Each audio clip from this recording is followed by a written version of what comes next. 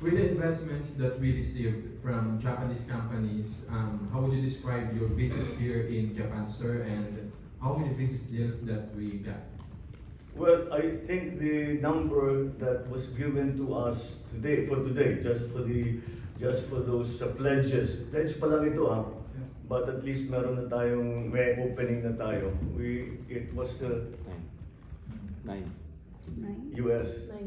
9 companies. Sorry, 9 companies, but to the value of 14 billion. US dollars. Sorry? Pesos. Pesos. But some of these are extensions of already existing contracts. Mag-expand lang sila ng operation nila. But the more important part is 200 plus thousand new jobs. Yeah. That's also an enormous part of the. No, actually there are 2 parts today, no. So the nine new. Sir, thank you. Thank you. There are 2 parts today. The signing of new MOUs, that's 9 new MOUs with a total value of 14 billion pesos. But more importantly, about 20 plus companies gave updates to the President today of their pledges from the trip last February.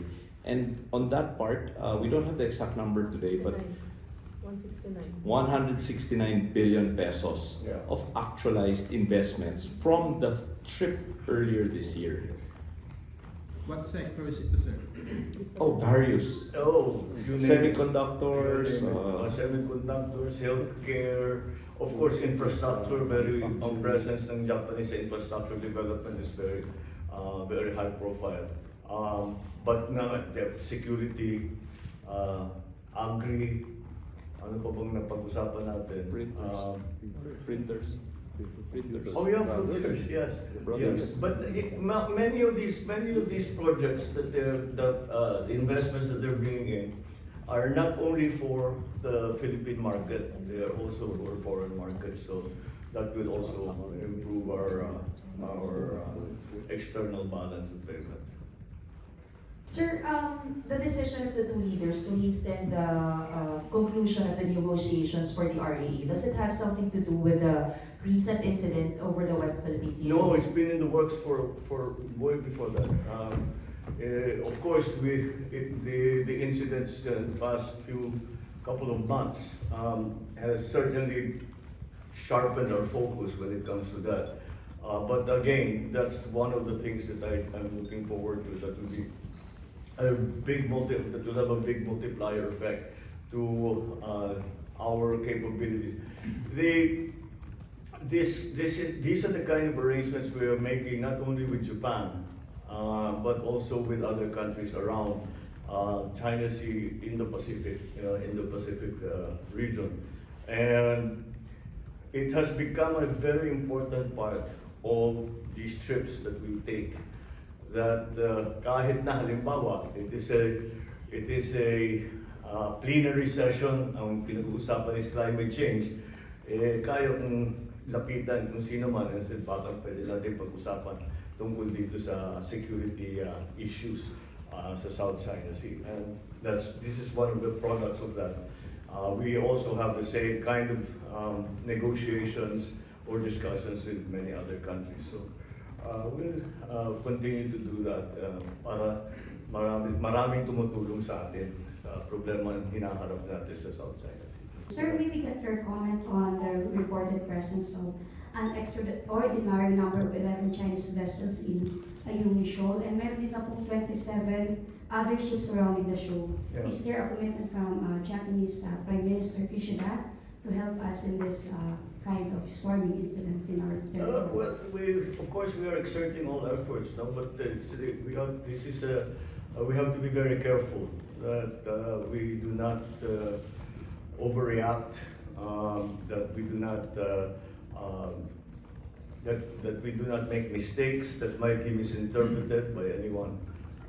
Kailangan talaga maingat tayo dahil pag may nangyari ulit dyan, if we heighten the tensions, it won't lead us to a good result.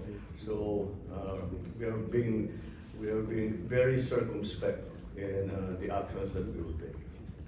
Given the recent reports about the supposedly disrespectful behavior of the Chinese ambassador, si Ambassador Wang, including his reported bullying of no less than the AFP chief, are you still comfortable with the envoy, and will the Philippine government ask China to recall the ambassador?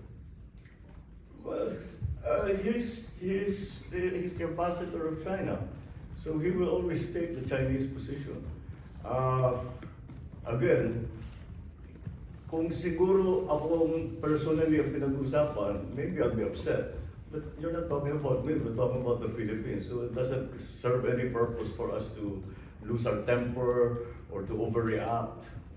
So kung yan ang gustong ibigay sa atin na ambassador ng China, wala naman hindi naman sa atin. I mean, kung talagang objectionable siya, you can make it known to Beijing. But I think Ambassador Wang is just doing his job.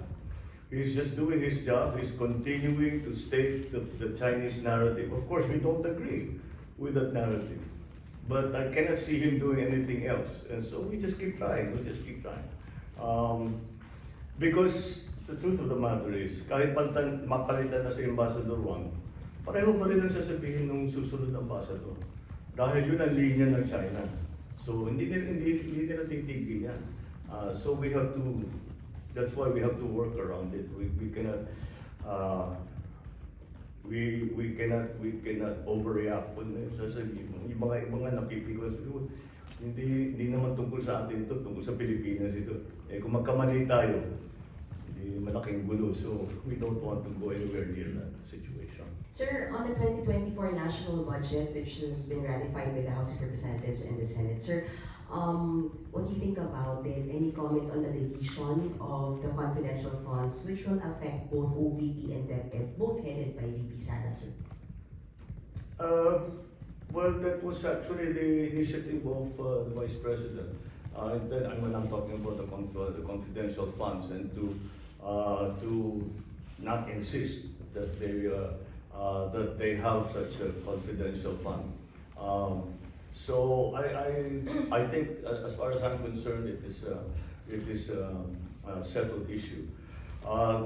The budget, I think, is very closely follows what our original NEP was. So, although what we have to do now is that there is still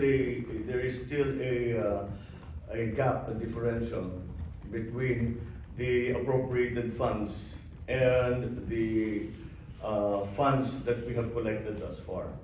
So there's a certain amount that we now have extra that we now have to collect. But I'm confident in that because we're changing the system in customs. We're changing, well, the BIR has been very efficient at making the collections, but we are still providing new initiatives to make business easier and also to increase our collection. In fact, during the signing of the LOI, nandun si Commissioner Jun Dumagi.